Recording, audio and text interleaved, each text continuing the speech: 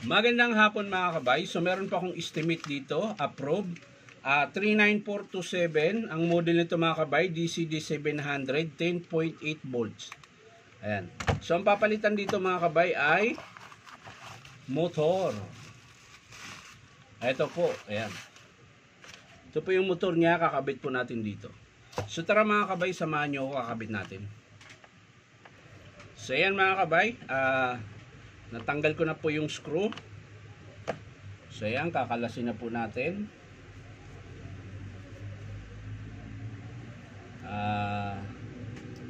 Bali, hihinangin lang po natin yung kanyang wire.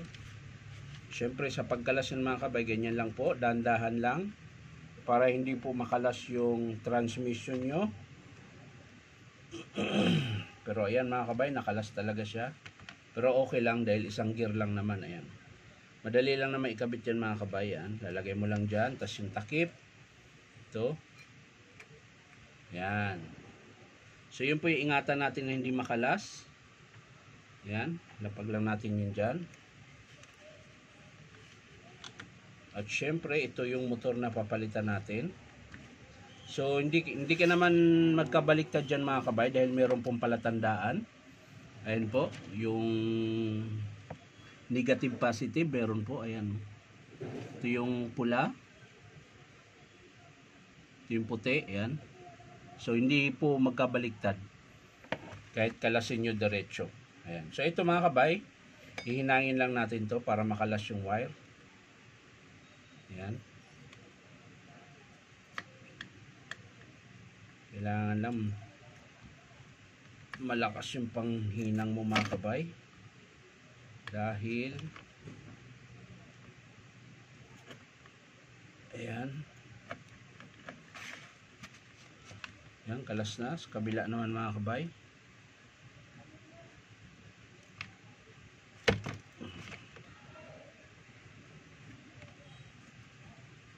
Ayan. So, medyo may katigasan lang ito mga kabay dahil meron po itong parang tenga na pag pinasok nyo, bumubukas siya dun sa loob. Kaya pag hinihila mo, mahirap po mga kabay. Ayan. Meron siyang tenga. Pero pag nakalas naman yon, madali lang din mahugot.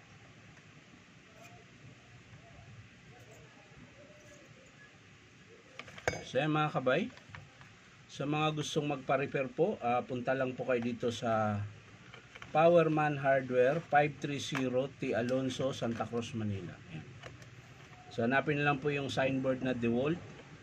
Makikita nyo po doon. Ayan, nakalas ko na po. So, ito yung lumang motor. So, ikakabit natin yung bago mga kabay. Ayan. So, kung paano nyo kinalas mga kabay, ganon din po yung pagsuksok nyo sa wire. Ayan. So, hinangan lang natin. Ayan.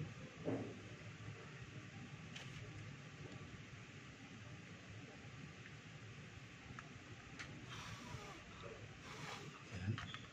Tapos sa kabila din mga kabay, ganon din po. Hinangin din natin. Ayan. Pumasok ka na. So, pipit-pitin lang natin yung dulo mga kabay dahil ayaw pumasok. Ayan. Bigayin lang natin ng long nose or plies. Pwede rin po. Ayan. Para po siya pumasok sa butas. So, ayan mga kabay, pumasok na po siya. Ayan. So, hinangin ko na po.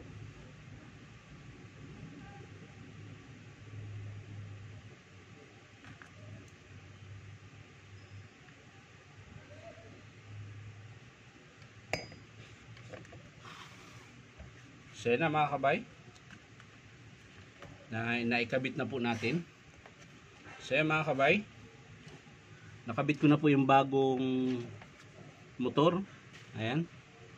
So bago natin isara mga kabay, titesting muna natin. Ayan, lalagyan natin ng battery. Tapos testing natin na nakaganito.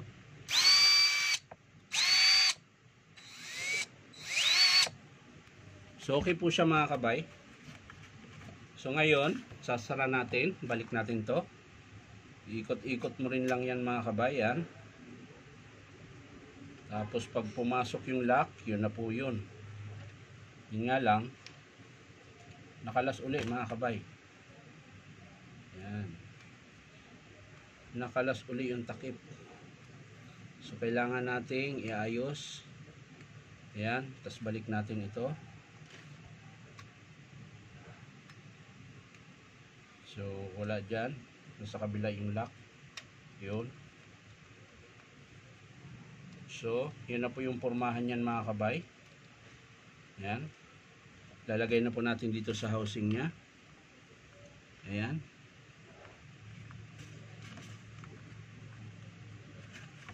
Kailangan lapat na lapat siya mga kabay. Ayan.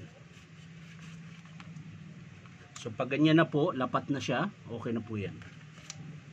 Tapos, ayos lang natin yung switch. Yung wire ng switch mga kabay, dahil malayo po yung malayo po yung winding mga kabay, medyo lumayo siya. Sana umabot, yun, abot pa rin siya mga kabay. Yan. So syempre yung pinakailaw niya mga kabay, kailangan natin i-safety yung switch, yung wiring, baka maipit.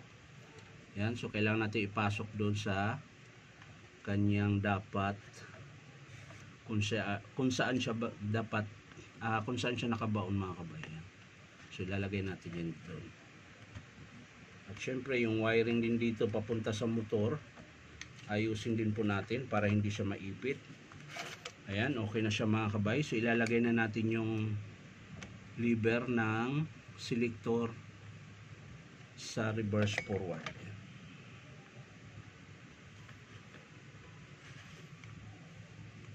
So baliktad mga kabay. Baliktad yung selector natin. Ayan. So yun yung tama mga kabay. Ayan. Okay na po siya. Naayos na natin yung wiring, pati yung sa reverse. So isasara na po natin ito mga kabay. Ayan. Siguraduhin nyo lang na walang naiwan na dumi or buha-buhangin para hindi po mabilis masira yung inyong motor. Ayan. So ayan mga kabay, okay na. So lalagay na natin yung screw. Yung screw na pagkarami-rami. Tapos adjust lang natin. Ayan. Lagay lang natin sa mga number 5 para hindi naman masira yung field housing niya mga kabay.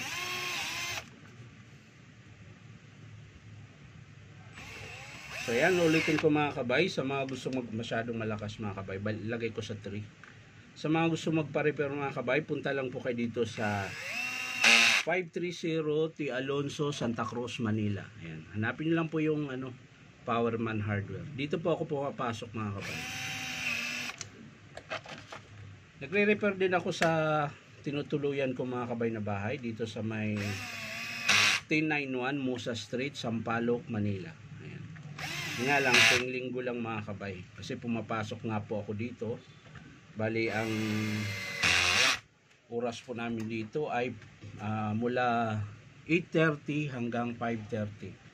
Monday to Saturday mga kabay, bukas yung Powerman Hardware. So okay na mga kabay, ayan, nasara ko na. So testing natin ulit.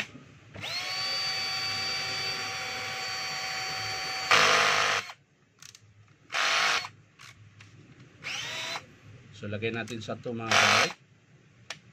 Ayan.